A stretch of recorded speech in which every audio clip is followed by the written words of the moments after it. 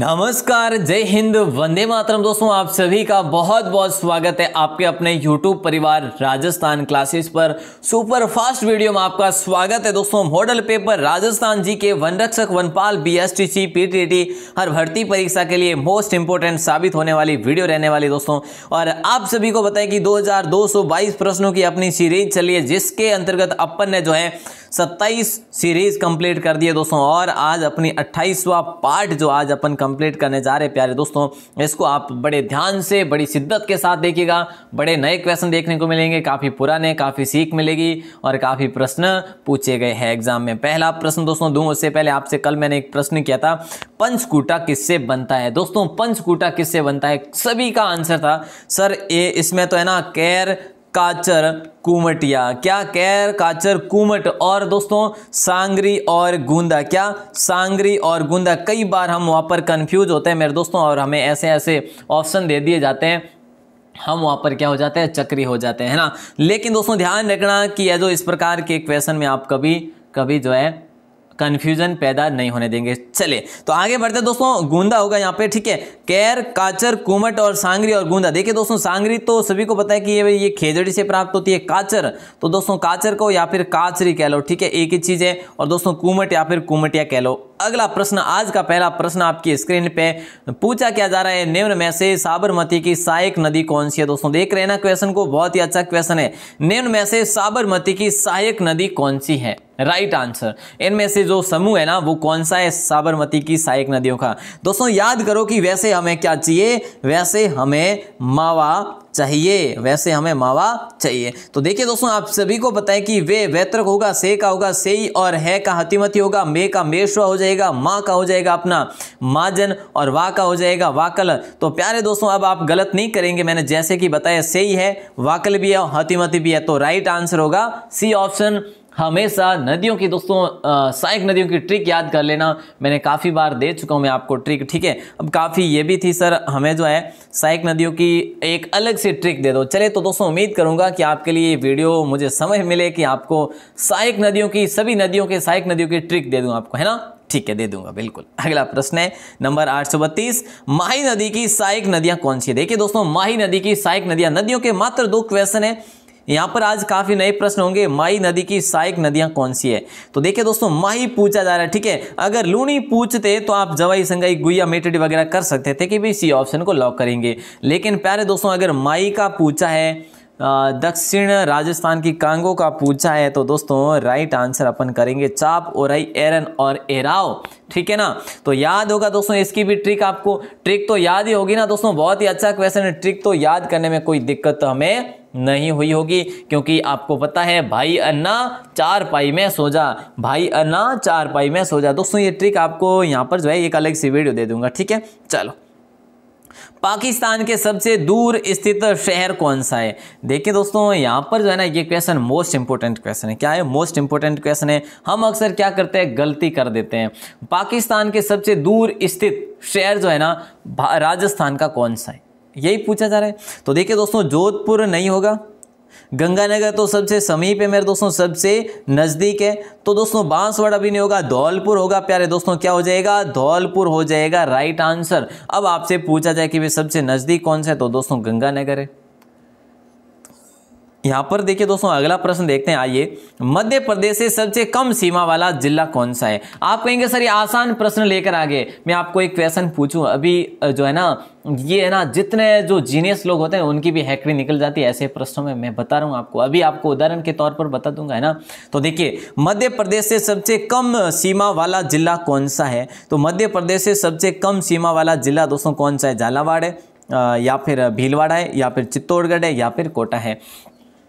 तो right answer दोस्तों यहाँ पर मध्य प्रदेश सबसे कम सीमा वाला जो जिला है ना वो है दोस्तों भीलवाड़ा। कौन सा है, भीलवाड़ा है।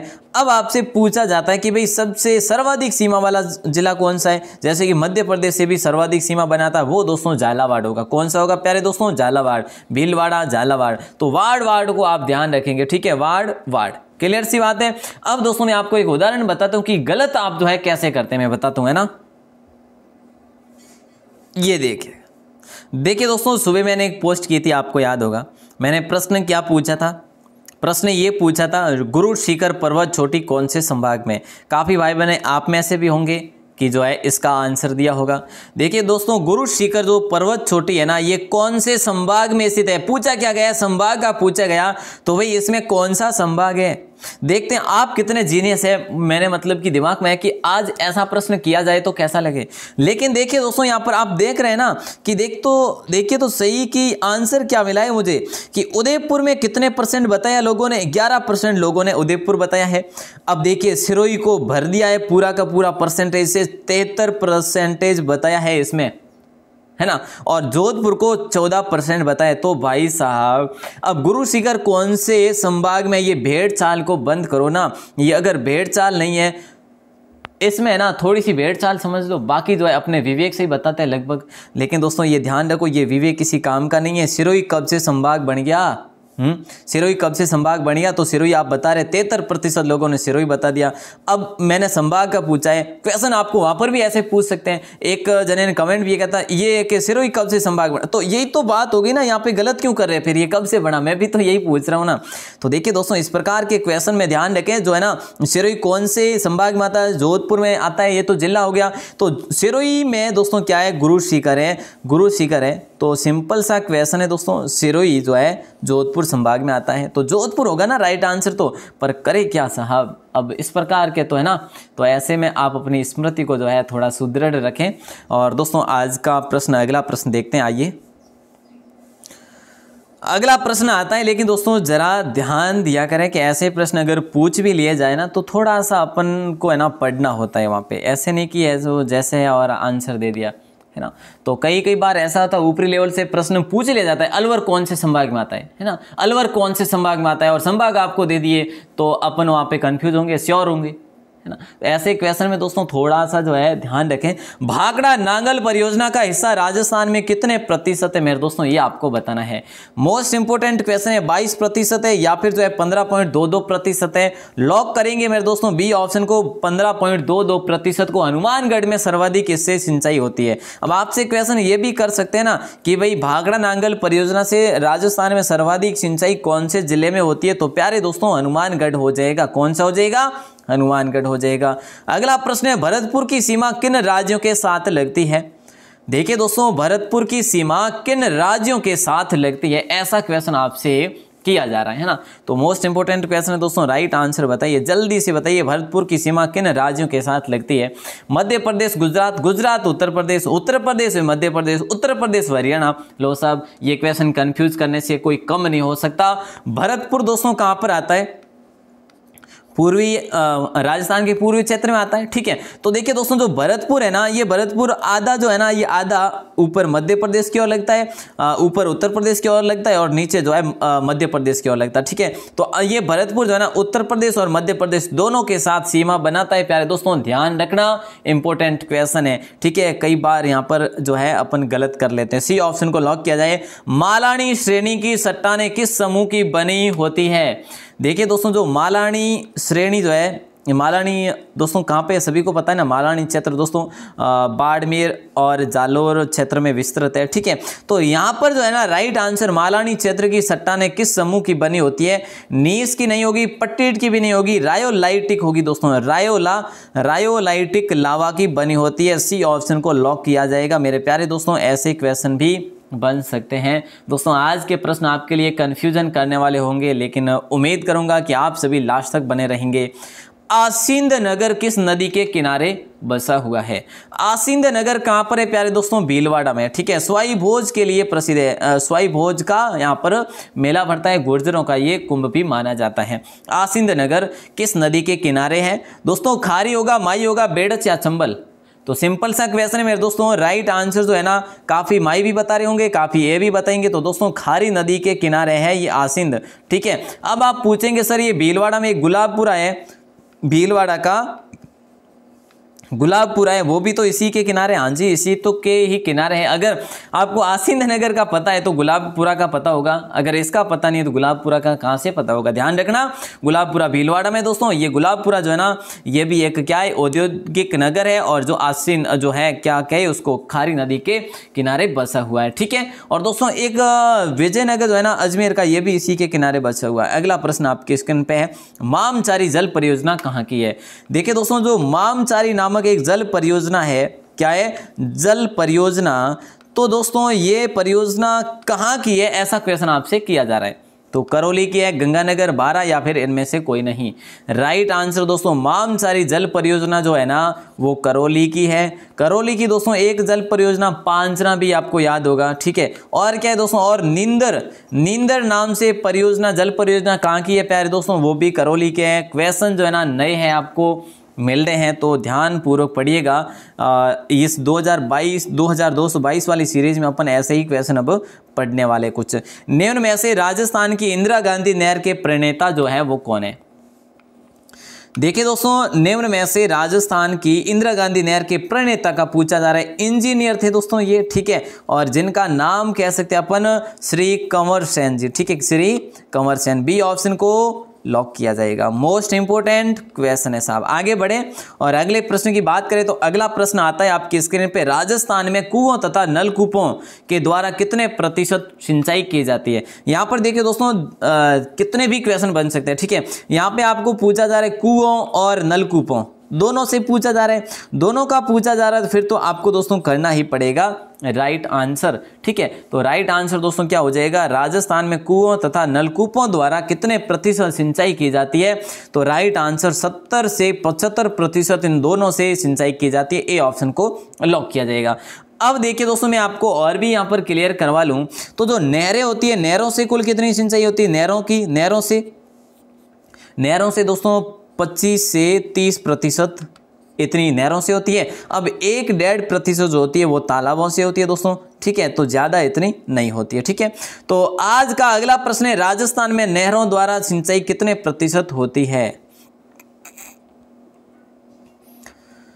देखिए दोस्तों राजस्थान में केवल और केवल नहरों द्वारा सिंचाई कितने प्रतिशत होती है, और राइट आंसर आपको बताना है। यहाँ पे एग्जैक्ट जो है राइट आंसर बताना है। देखिए अभी तो मैंने बताया कि भाई वो क्या है, अपन ने इकट्ठा कर दिया, जैसे कि किस किस को साथ में कर लिया, कुआं और नलकूपों को साथ में कर लिया, नहरों को अलग से कर लिया, तो इस प्रकार से अपन ने देखा। लेकिन यहाँ पर है कि राजस्थान में नहरों द्वारा सिंचाई कितने प्रतिशत होती है प्यारे दोस्तों, ये होती है 30.27% हो जाती है यहाँ पे राइट आंसर, ठीक है। 30.27% जो है ये नहरों से, नहरें जो है ये अकेली सिंचाई करती है।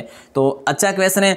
अब दोस्तों परफेक्टली अगर पूछा जाए तालाबों के बारे में, तो तालाब जो है ना 0.33% जो है ये तालाबों द्वारा सिंचाई होती है इतनी। अब देखिए दोस्तों अलग अलग बता देता हूँ, सारा मैटर है ना। कुओं से कितनी होती है दोस्तों, देखिए कुओं द्वारा जो है ना ये 20.86% होती है। आप कहेंगे सर फिर है जो नलकूपों, तो दोस्तों नलकूपों से जो है ना, नलकूपों से 47.06% जो है होती है दोस्तों, ठीक है। तो यहाँ पर जो है अच्छा क्वेश्चन है, इसको आप सभी लॉक करेंगे। अब अपन आगे बढ़ेंगे, आइए मेरे दोस्तों आगे बढ़ते हैं। राजस्थान में सबसे अधिक सिंचाई किन जिलों में होती है, किन जिलों में होती है, इनमें से सर्वाधिक सिंचाई जो है कौन से जिलों में होती है। डूंगरपुर, बांसवाड़ा में, श्रीगंगानगर, हनुमानगढ़ में, अलवर, भरतपुर में, पाली, जालोर में। देखिए दोस्तों राजस्थान में सबसे अधिक सिंचाई किन जिलों में होती है, क्या कारण है, आखिर क्यों होती है वहाँ पे। दोस्तों देखिए पंजाब से सटे जिले, ठीक है, क्योंकि पंजाब में सर्वाधिक सिंचाई होती है। वहां से दोस्तों एक तो भाखड़ा नांगल परियोजना आती है, ठीक है, एक इंदिरा गांधी नहर आती है, ठीक है। तो ये कहाँ पे आते हैं दोस्तों, ये गंगानगर और हनुमानगढ़ में। तो इसीलिए जो है सबसे पहले ग्रहण करने वाले यही क्षेत्र है, इसीलिए दोस्तों श्री गंगानगर और हनुमानगढ़ जो है राइट आंसर आपका हो जाएगा। चलो साहब अगला प्रश्न है, बेंतली बांध किन जिले में। काफी प्रश्न जो है आपके जो है ना नए प्रश्न तो है ही है, लेकिन जब आपका ही आपके पहचान का क्वेश्चन मिल जाए ना तो दिल तो गदगद होता है कि इस क्वेश्चन का मैंने आंसर सही दिया है। अब बताओ राइट आंसर। बेंतली बांध किस जिले में है? उदयपुर में है क्या? नहीं साहब, उदयपुर में नहीं है। तो बोले सर झालावाड़ में? नहीं साहब, ये झालावाड़ में भी नहीं है। फिर चित्तौड़गढ़ क्या? हाँ, इसमें भी नहीं है। तो फिर कहाँ है दोस्तों? ये 12 में है। कहाँ पर है प्यारे दोस्तों? 12 में है। फिर इनमें से कोई नहीं हो जाएगा राइट आंसर, डी ऑप्शन को किया जाएगा लॉक। ठीक है सर, ये इनमें से कोई नहीं का ऑप्शन ही मत दिया करो, हम कंफ्यूज होते हैं। कंफ्यूज कहाँ हो रहे हैं? ये तो आप ही तो गलत करें, ये कंफ्यूजन वाली कोई बात नहीं है। ठीक है, तो डी ऑप्शन को लॉक किया जाएगा। और दोस्तों ये कहाँ पर? ये बेंतली नदी पर बना हुआ है, बेंतली नदी पर बना हुआ है। और बेंतली जो है ना पार्वती की सहायक नदी है। किसकी है? पार्वती की। ठीक है, ये पार्वती कहां से आती है? मध्य प्रदेश से आती है। ठीक है साहब, अगला प्रश्न, निम्नलिखित की झीलों में से राजस्थान की कौन सी झील राष्ट्रीय झील संरक्षण कार्यक्रम के अंतर्गत नहीं आती? ये क्वेश्चन दोस्तों एग्जाम में पूछा गया है, एग्जाम में पूछा गया क्वेश्चन है राजस्थान के किसी। तो राइट आंसर जो जाएगा ना वो क्या जाएगा? बहुत अच्छा क्वेश्चन है। निम्नलिखित झीलों में से राजस्थान की कौन सी झील राष्ट्रीय झील संरक्षण कार्यक्रम के अंतर्गत नहीं आती? तो भोपाल सागर। बोले सर ये भोपाल सागर कहाँ रह जाती जो इसके अंतर्गत नहीं आती? तो देखिए दोस्तों ये चित्तौड़गढ़ है ना, सभी को पता है ना, चित्तौड़गढ़ ये तो है ना। चलिए दोस्तों, अगर पूछा जाए आपसे कि भाई रामसर साइट घोषित झील कौन सी है? ये अपन ने कल की रात्रि की क्लास में पढ़ा था, सांबर झील है दोस्तों। 1990 में इसको रामसर साइट में जो है शामिल किया था। ठीक है, रामसर साइट कुल कितनी है? 2 है। एक केवलादेव है जिसको 1981 में शामिल किया था। आओ साहब अगला प्रश्न देखिए, गंग नहर से सर्वाधिक सिंचाई राजस्थान का कौन सा जिला करता है? दोस्तों देखिए यहाँ पर प्रश्न क्या किया जा रहा है, देखिए हाँ देखिए, गंग नहर से सर्वाधिक सिंचाई राजस्थान में किस जिले में होती है? तो हनुमानगढ़ तो नहीं होगा साहब, गंगानगर हो जाएगा। यहाँ पे जो है सुकून मिला थोड़ा ना। चलो तो बी ऑप्शन सभी का राइट आंसर हो जाएगा दोस्तों। ठीक है, और दोस्तों आपको याद होगा कि गंग नहर गंगा सिंह के प्रयासों से और उसी समय जो है ना, उसी समय गंगानगर का नाम भी चेंज किया गया था। इससे पहले गंगानगर का नाम था रामनगर। दोस्तों ये चीजें क्या याद है आपको? चलो अच्छी बात है। मेसा का पठार कितना ऊंचा है? देखिए दोस्तों मेसा का जो पठार है ना कितना ऊंचा है? ऊंचाई आपको दे रखी 520 मीटर है, या फिर 620 मीटर है, या फिर 720 मीटर है, या फिर 100 मीटर है, 1000 मीटर है। देखिए दोस्तों ये मेसा का पठार है कहाँ पर? ये चित्तौड़गढ़ में। बोले सर ये जो चित्तौड़गढ़ किला इसी पर बना हुआ वही है क्या? हाँ जी वही है। तो 620 मीटर हो जाएगा राइट आंसर, बी ऑप्शन को किया जाएगा लॉक। मेरे दोस्तों अगला प्रश्न आपकी स्क्रीन पे आता है, जीवन धारा योजना किससे संबंधित है? देखिए दोस्तों जीवन धारा जो योजना है ना ये किससे संबंधित है? ग्रामीण क्षेत्रों में पेयजल उपलब्ध कराने से संबंधित है, या लघु सिंचाई परियोजना का निर्माण के लिए जो है सहायक है, या सिंचाई हेतु कुओं का निर्माण के संबंधित है, या फिर इनमें से कोई नहीं? क्या होगा राइट आंसर? सर इनमें से कोई नहीं, ऑप्शन मत दो है ना। लेकिन ये इस बार तो होगा नहीं, ये इस बार तो सिंचाई हेतु कुओं का निर्माण कराना, जीवन धारा योजना का संबंध किससे है? सिंचाई हेतु कुओं का निर्माण करवाना। दोस्तों ये जो है जीवन धारा योजना से संबंधित है, ध्यान रखना अगर क्वेश्चन कभी पूछ लिया जाए तो। दोस्तों ये क्वेश्चन हर भाई और बहन के लिए नया होगा। 3C देखिए दोस्तों 3C छोटी गांव ये इसका नाम है, 3C छोटी। ये दोस्तों ये राजस्थान का पहला ऐसा गांव है माना जाता है कि जो नियोजित रूप से बसा हुआ है। ठीक है, इसकी योजना के अनुसार इसको बसाया गया है। तो देखिए दोस्तों राइट आंसर तो क्या होगा? कौन से जिले में? गंगानगर या हनुमानगढ़ या हमारे जैसलमेर या फिर जोधपुर होगा? कौन से को लॉक करेंगे? जिससे भी है दोस्तों 12 किलोमीटर दूरी पर है। कितना है? 12 किलोमीटर दूरी पर है मेरे प्यारे दोस्तों। गंगानगर से 12-13 किलोमीटर दूरी पर है गंगानगर का ये 3C जो है गांव है दोस्तों, ध्यान रखना। ठीक है, चलो तो ये नियोजित रूप से बसा हुआ गांव है। अगला प्रश्न आपकी स्क्रीन पे, रणथंभौर व केवलादेव अभ्यारण्य किस जलवायु क्षेत्र में आते हैं? बताओ साहब आंसर बताओ। रणथंभौर व केवलादेव अभ्यारण्य किस जलवायु क्षेत्र में आते हैं? तो अति आर्द्र जलवायु प्रदेश होगा क्या? नहीं साहब ये नहीं होगा। देखिए ये नहीं होगा दोस्तों, अति आर्द्र जलवायु प्रदेश नहीं होगा। आर्द्र जलवायु प्रदेश हो जाएगा क्या? बिल्कुल ये हो जाएगा, क्योंकि देखिए दोस्तों आपको याद होगा कि आर्द्र जलवायु प्रदेश कौन सा है? जो एक तो राजस्थान का पूर्वी भाग और एक दक्षिण पूर्वी का भी कुछ भाग। ठीक है, तो ये जो क्या है ये दोस्तों आर्द्र जलवायु प्रदेश है। ठीक है, कौन कौन सा? एक तो दक्षिणी पूर्वी भाग और एक पूर्वी पूरा भाग है ना। तो जहाँ की दोस्तों वार्षिक वर्षा की बात करें तो 60 से 80 सेमी होती है, जहाँ के वार्षिक वर्षा 60 से 80 सेमी तक होती है। तो दोस्तों जो है यहाँ पे ये रणथंभौर जैसे कि सवाई माधोपुर, केवलादेव, भरतपुर ये इस जलवायु जोन में आते हैं। ऐसा क्वेश्चन कई बार बन सकता है। यहाँ की दोस्तों वनस्पति की मैं बात करूँ तो कई बार ये चीज़ें बता चुका हूँ, सघन वनस्पति, ये अभी तो अपन यही पढ़ रहे हैं काफ़ी दिनों से, है ना। चलो अगला प्रश्न है, निम्न में से चंबल नदी किस जिले में से नहीं गुजरती? इनमें से चंबल नदी कौन से जिले में से नहीं गुजरती? राइट आंसर जो होगा वो धौलपुर या कोटा, झालावाड़ या चित्तौड़गढ़। चंबल नदी इनमें से कौन से जिले में से नहीं गुजरती? दोस्तों पहले तो ये क्लियर करो कि चंबल नदी कितने जिलों से गुजरती है? भाई साहब 6 जिलों से। और कौन सी? और दोस्तों जो है बनास और लूणी भी है जो 6 जिलों से, ठीक है। अब देखिए दोस्तों निम्न में से चंबल नदी किस जिलों में से गुजरती है? तो देखिए धौलपुर से गुजरती है। निम्न में से कौन से जिले में से नहीं गुजरती? ये वर्ड ध्यान रखना, धौलपुर से तो गुजरती है साहब, है ना। कोटा से भी दोस्तों गुजरती है ये। फिर ये जो झालावाड़ से नहीं गुजरती ना, देखिए दोस्तों झालावाड़ से नहीं, फिर कहाँ से? चित्तौड़गढ़ से गुजरती है। एक तो दोस्तों करौली से गुजरती है, कहाँ से? करौली से। और दोस्तों बूंदी से निकलती है ये, और एक सवाई माधोपुर से भी निकलती है। तो प्यारे दोस्तों राइट आंसर जो होगा ना वो होगा आपका झालावाड़। झालावाड़ ये नदी नहीं जाती, है ना। आगे बढ़े, इन जिलों में होते हुए फिर आगे कहाँ जाती दोस्तों? सभी को पता है, उत्तर प्रदेश यमुना में मिल जाती है ना। चलो इसके बारे में मैं कई बार रटा चुका हूँ, है ना। दोस्तों मुझे पूर्ण विश्वास है कि अब है ना, अब अगर आपका राजस्थान जीके का कोई क्वेश्चन पेपर करा लिया जाए, वैसे 2222 प्रश्नों की सीरीज तो पढ़ने दो, उसके बाद देखना दोस्तों इतना निचोड़ निकल जाएगा कि आपको मैं 100 क्वेश्चन देता हूं और उसके बाद जो है आप कितने सही कर पाएंगे मैं बताऊंगा आपको। आप 92 से 95 तक आप जो है सही कर पाएंगे, 100% के साथ कह सकता हूं, अगर आप मेरे साथ बने हुए हैं तो, है ना। तो दोस्तों इस प्रकार से अपन इस कदर से जीके को है जो नचा रहे हैं। तो चलिए दोस्तों, राजस्थान मानवाधिकार आयोग के प्रथम अध्यक्ष जो थे वो कौन थे? ये आंसर आपको बताना है। तो जस्टिस कांता भटनागर। देखिए दोस्तों जो मानवाधिकार आयोग के जो भी अध्यक्ष बनते हैं ना, वो जो है क्या, वो पहले से न्यायाधीश रहे हुए हैं ना, किसी न किसी उच्च न्यायालय के।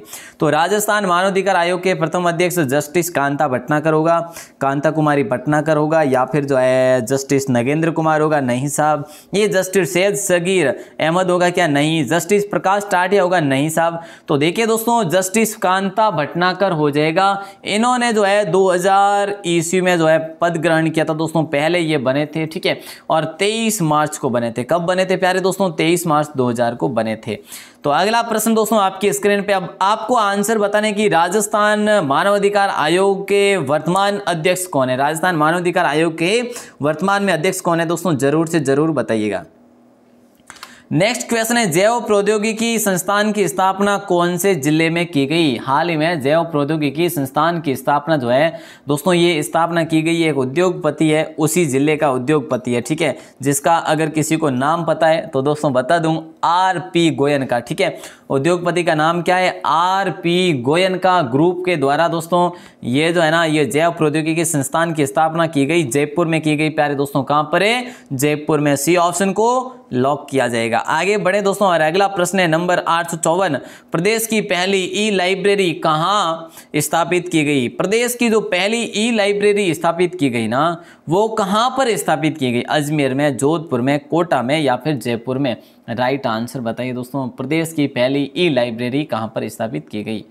तो देखिए दोस्तों, इस ई लाइब्रेरी की मैं बात करूं, ये ई लाइब्रेरी कहां पर खोली गई दोस्तों? ये हाई कोर्ट परिसर में खोली गई। कहां पर है? जयपुर में। बोले सर जयपुर में कहां पर? तो दोस्तों मैं बता चुका हूं ना, हाई कोर्ट परिसर में, ठीक है, हाई कोर्ट परिसर में, ठीक है। अब अगर पूछा जाए कि भाई यहाँ पर कब खोली गई, तो दोस्तों 2018 में इसका उद्घाटन हुआ था। 1 अप्रैल को शुरुआत की गई इसकी, 1 अप्रैल 2018 को शुरुआत की गई। और हाई कोर्ट के वकीलों के लिए जो है ना, यहाँ पे बुक्स हैं, कानून की बुक है ना, तो वो पढ़ने के लिए, वो अध्ययन करने के लिए बिल्कुल निःशुल्क है, कोई यहाँ पर पैसे नहीं लगते। अगला प्रश्न है, एकलव्य नाट्य संस्थान कहाँ पर? मैं लाडलो, ये आपको बताना है। एकलव्य नाट्य संस्थान जो है ना, ये कहां पर स्थित है? ऐसा क्वेश्चन आपसे किया जा रहा ना 855। तो राइट आंसर दोस्तों जयपुर होगा, अजमेर होगा, या राजसमंद होगा, या फिर इनमें से कोई नहीं। एकलव्य नाट्य संस्थान की मैं बात करूं ना, तो सही जवाब मेरे दोस्तों ये अजमेर में होगा। क्या हो जाएगा? बी ऑप्शन के साथ जाएगा राइट आंसर। एक यहाँ पर एक और है दोस्तों, लोक कला मंडल, जिसका नाम है मगरा लोक कला मंडल, ठीक है। अगर ऐसा भी प्रश्न बन जाए ना प्यारे दोस्तों तो ध्यान रखेंगे अजमेर को ही करेंगे। मगरा लोक कला मंडल कहाँ पे? अजमेर में, ठीक है। एकलव्य नाट्य संस्थान कहाँ पर है? ये भी अजमेर में। आओ साहब आगे बढ़ते हैं। अगला प्रश्न है टावरारी बाता ग्रंथ किसके द्वारा लिखित है? देखिए दोस्तों आज का ये क्वेश्चन क्या है, अब 856 की टावरारी बाता ग्रंथ किसके द्वारा लिखित है? सीताराम लालच द्वारा, लक्ष्मी कुमारी छुंडावत द्वारा, दयाबाई द्वारा या फिर पार्वती द्वारा? मेरे प्यारे दोस्तों यहाँ पर जो है ना मैंने आपको बताया भी था, ये आपको मैंने आज से शायद जो है 1 या फिर 1.5 महीने पहले जो है ये क्वेश्चन दिया था कम्युनिटी टैब में, है ना। याद करो एक बार। टावरारी बाता जो है ये लक्ष्मी कुमारी छुंडावत का ग्रंथ है प्यारे दोस्तों। बी ऑप्शन को किया जाएगा लॉक। दोस्तों दयाबाई जो है ना, दयाबाई ने दयाबोध जो ग्रंथ लिखा था, दयाबोध ग्रंथ लिखा था किसने? दयाबाई ने। बोले सर सीताराम लालच, ये दोस्तों सीताराम लालच ने हजारों राजस्थानी शब्द लिखे थे। कौन से में? राजस्थानी शब्दकोश में दोस्तों। राजस्थानी शब्दकोश के नाम से जो है इन्होंने एक ग्रंथ लिखा था। इसमें 2000 से भी ऊपर जो शब्दकोश थे दोस्तों, ध्यान रखना, ठीक है। सीताराम लालच ने इन्हें पद्म विभूषण भी दिया गया है। आगे बढ़ूं। प्रसिद्ध गजल गायक मेहंदी हसन राज्य के किस जिले से के थे? ऐसा क्वेश्चन आपसे किया जा रहा है। प्रसिद्ध गजल गायक जिनका नाम है मेहंदी हसन, राजस्थान के कौन से जिले से संबंधित है? प्यारे दोस्तों राइट आंसर होगा आपका सीकर। क्या? नहीं होगा। सिरोही भी नहीं होगा, अजमेर भी नहीं होगा, झुंझुनू हो जाएगा प्यारे दोस्तों। अब आपको एक और प्रश्न कर लेता हूं मैं। सितार वादक दोस्तों, सितार वादक जो है जिनका नाम है रविशंकर, ठीक है, रविशंकर। और दोस्तों ये रविशंकर किससे संबंधित है? ये जयपुर से संबंधित है। ध्यान रखना, मोस्ट इंपोर्टेंट क्वेश्चन है, इसको भी आप अच्छे से ध्यान रखना। सितार वादक दोस्तों रविशंकर जो है ये जयपुर से संबंधित है। और प्रसिद्ध गजल गायक जो अपने मेहंदी हसन है ये जो है झुंझुनू से संबंधित है। 858 हरजस क्या है दोस्तों? देखिए दोस्तों ये क्वेश्चन बहुत आसान है। क्या पूछा जा रहा है? जो हरजस है ना ये क्या है? हरजस एक लोक नृत्य है या फिर भक्ति गीत है या फिर जो है वैवाहिक रस्म है या फिर इनमें से कोई नहीं। तो देखिए दोस्तों हरजस जैसे कि आपको मैं बात कर लूँ, देखिए ये दिन में भी गाए जा सकते हैं, रात्रि में भी गाए जा सकते हैं। वैसे जब जो दोस्तों आपको याद होगा राती जगह कहते हैं ना अपन, राती जगह या फिर कहीं पे राती जोगा भी कहते हैं, कहीं पे राती जगह भी कहते हैं। तो रात्रि में महिलाओं द्वारा दोस्तों जो भक्ति गीत गाए जाते हैं, है ना, भक्ति गीत गाए जाते हैं, उसी को हम जो है हरजस कहते हैं। किसी देवी देवताओं को, विशेष देवी देवताओं के जो गाए जाते हैं महिलाओं द्वारा भक्ति गीत, उसी को अपन हरजस कहते हैं। और दोस्तों मोस्ट इंपोर्टेंट क्वेश्चन है, भक्ति गीत हो जाएगा राइट आंसर। बी ऑप्शन को कर दिया ना लॉक। चलो आगे बढ़ते हैं। अगला प्रश्न आता है प्यारे दोस्तों कि राज मंदिर सिनेमा जयपुर में है। कहाँ पर है प्यारे दोस्तों? इसे है ना सबसे सुंदर सिनेमा कहा जाता है एशिया का दोस्तों। एशिया का सबसे सुंदर सिनेमा कहा जाता है। जयपुर के वास्तुकार कौन थे? अब ये बताना है। जैकब स्विंटन थे क्या दोस्तों? नहीं साहब ये नहीं थे। विद्याधर भट्टाचार्य थे क्या? नहीं साहब ये भी नहीं थे। काफ़ी भाई बहने भी बताएंगे। WM नम जोशी थे दोस्तों। कौन थे? सी ऑप्शन को लॉक किया जाएगा। WM नम जोशी जो थे ना दोस्तों ये इसके वास्तुकार थे। ठीक है आगे बढ़ूं। लास्ट क्वेश्चन है आज का मेरे दोस्तों। चुनीलाल शर्मा किस आंदोलन से संबंधित थे? जो चुनीलाल जी शर्मा जी थे ये कौन से आंदोलन से संबंधित थे? निमोचना आंदोलन से संबंधित। दोस्तों निमोचना को आपको याद होगा दोहरी डायरी कहा था किसने? गांधी जी ने, क्योंकि यहाँ पर भी है जो हजारों से ज़्यादा लोगों की मौतें हुई थी। डाबड़ा किसान आंदोलन दोस्तों ये जो है ना ये डीडवाना में हुआ था। डीडवाना में दोस्तों कहाँ पर? नागौर है डीडवाना। ठीक है सभी को बताएं। अच्छा ये जो है ना इसमें दोस्तों डाबड़ा किसान आंदोलन में जो ये है ना ये चुनीलाल शर्मा जी शहीद हुए थे। क्या हो गए थे? शहीद हो गए थे। तो यहाँ पर जो है ये इंपॉर्टेंट क्वेश्चन दोस्तों ध्यान रखना। ठीक है और बाकी जो है बिल्कुल बी ऑप्शन को लॉक कर दिया है। उम्मीद करूंगा दोस्तों आपको क्लास आज की अच्छी लगी होगी। अपने 27 मिनट में जो है कंप्लीट की है दोस्तों आज की क्लास। 60 क्वेश्चन पढ़े हैं। अब लास्ट का क्वेश्चन मैं आपको दे रहा हूँ, आपको आंसर देना है ना, आपको आंसर देना है। अब आंसर आसान सा प्रश्न पूछ लेता हूँ ना।